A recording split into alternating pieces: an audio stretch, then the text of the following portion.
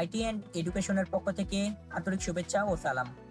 আজকে আমরা অপ্রো কিবোর্ড দিয়ে কিভাবে বাংলা লিখতে হয় সে বিষয়ে বিস্তারিত জানবো।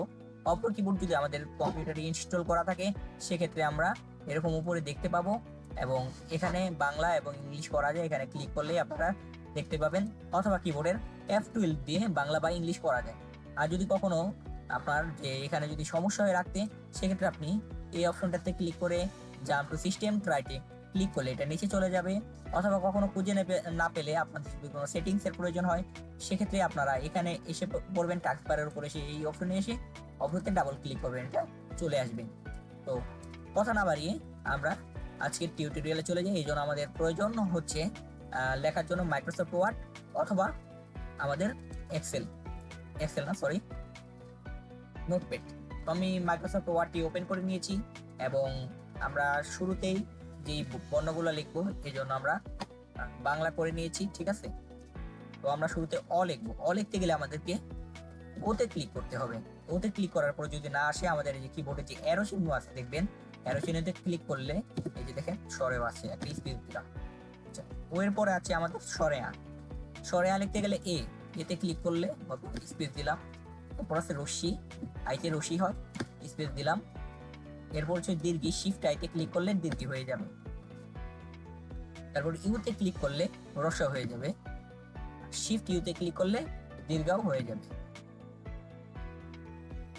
এরপর আছে আমাদের রি লেখার জন্য আমাদের $i কি লিখলাম, $i।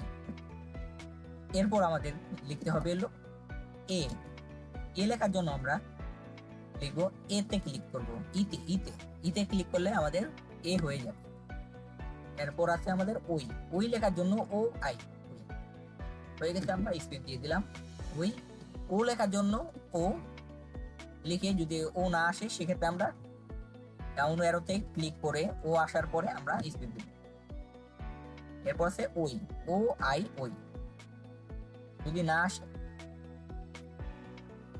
সরি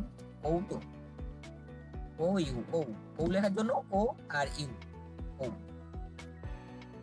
তো এই ছিল আমাদের মোটামুটি স্বরবর্ণ। এরপর আমরা চলে যাব ব্যঞ্জন বর্ণে। আমরা যদি ক লিখতে চাই তাহলে কেতে ক্লিক করবো, কে এইসে খ। আমরা যদি ক লিখতে চাই সেক্ষেত্রে আমাদেরকে লিখতে হবে জি। খ লিখতে গেলে GH। ও লিখতে গেলে দেখেন শিফট ধরে আমরা এনে প্রেস করব, এরপর জি দিব, তাহলে আমাদের ও হয়ে গেছে। আমি আবারও বলছি, শিফট ধরে আমরা এনে ক্লিক করব, এরপর শিফট ছেড়ে দেব, এরপর আমরা জিতে ক্লিক করব, ও হবে। এরপর আমরা যদি চ লিখতে চাই সেক্ষেত্রে সি লিখলে আমাদের চ হয়ে যাবে। আর ছ লিখতে চাইলে CH। বোরকার চ লিখতে চাইলে যেতে প্রেস করলেই হবে। আর ছ লিখতে গেলে আমরা JH ছ। আমরা যদি ইউ লিখতে চাই তাহলে শিফট এন শিফট জি। এখন দেখেন আমরা যে জায়গাটাতে আমরা প্রবলেমে পড়ি সেটা হচ্ছে আমরা ও এবং ইও এই দুইটাতে প্রবলেমে পড়ি। প্রথম কথা হচ্ছে আমরা যখন ও লিখবো, যেটাকে আমরা ও লিখবো, সেক্ষেত্রে শিফট ধরে আমরা এনে ক্লিক করব, এরপরে শিফট ছেড়ে দেব, এরপর আমরা জি লিখবো, তাহলে ও। আর যদি আমরা ইও লিখতে চাই সেক্ষেত্রে শিফট ধরে এন লিখবো এবং শিফট ধরে জিতে প্রেস করব, সেক্ষেত্রে আমাদের ইও হয়ে যাবে। এরপর আমাদের বর্ণমালা আছে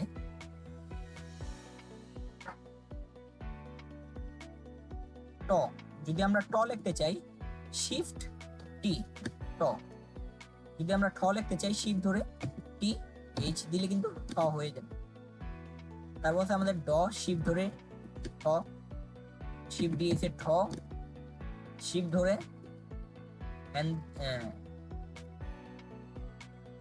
এন দিলে মূর্ধন্য।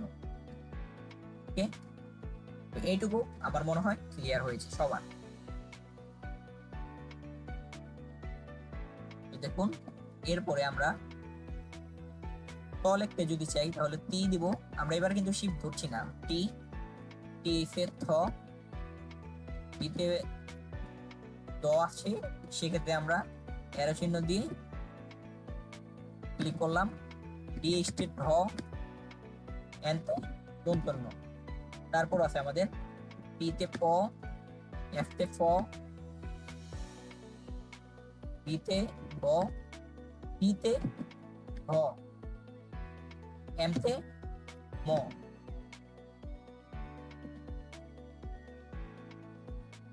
এরপর আছে আমাদের অন্তাস্ত। যদি আমরা অন্তাস্ত লিখতে চাই সেক্ষেত্রে জেড লিখতে হবে। তারপরে আমরা যদি র লিখি, আর লিখলে বসিন্যা র হবে, এল লিখলে আমাদের ল হবে। এরপরে যদি আমরা এস লিখি তাহলে দন্তাস্ব হবে, এস এইচ লিখলে তালিবস্য হবে, শিফট এস ধরে তারপর এইচ দিলে আমাদের মধ্যাহ্নস্য হবে। এরপর আছে আমাদের হ, এরপর আছে শিফট আর দিলে ডাইবিন্ডর হবে, আর আর দিলে বসিন্দার হবে, এটা খেয়াল রাখতে হবে।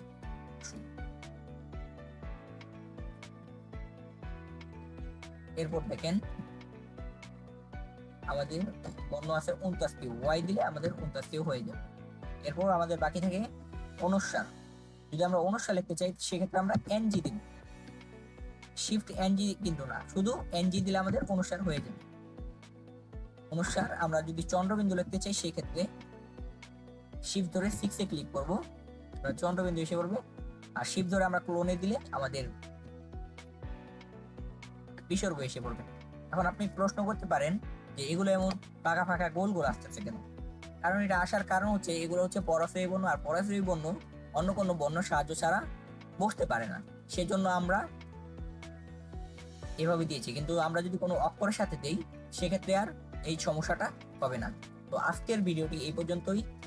আগামী পর্বে অব্র নিয়ে আরো কথা বলা হবে এবং কিভাবে লিখতে হয়, কিভাবে আকার ও শিক্ষা দিতে হয় সেগুলো, কার চিহ্ন, ফলা চিহ্ন সহ অন্যান্য বিষয় নিয়ে আলোচনা করা হবে।